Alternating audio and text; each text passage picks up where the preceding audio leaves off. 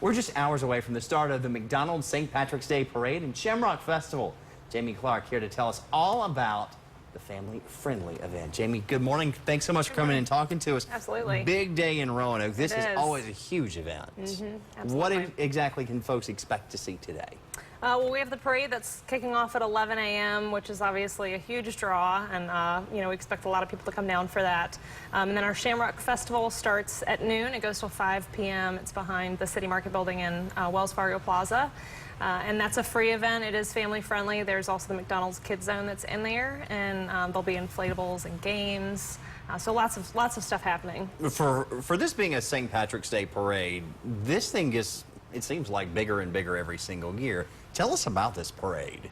Yeah, so it's in its 26th year. It's very well established. We've actually had to cap the number of entries at 100 just because we get so many people that want to participate, which is fantastic. We love the community involvement. But we get a lot of people that come downtown, a lot of people from out of the area that come specifically for this event. It's one of the largest on the East Coast.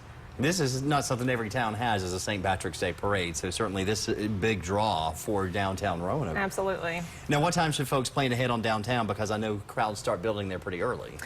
They do, and some of the street closures do start around 7. We try to hold off on most of them until closer to the parade, but the sooner that you can get there and get yourself parked and get a spot to watch, the better. It does step off at 11. It'll probably last an hour and a half to 2 hours, so you have plenty of window to get down there and watch. And talk about the parade route, where people will want to line up to get the best seats.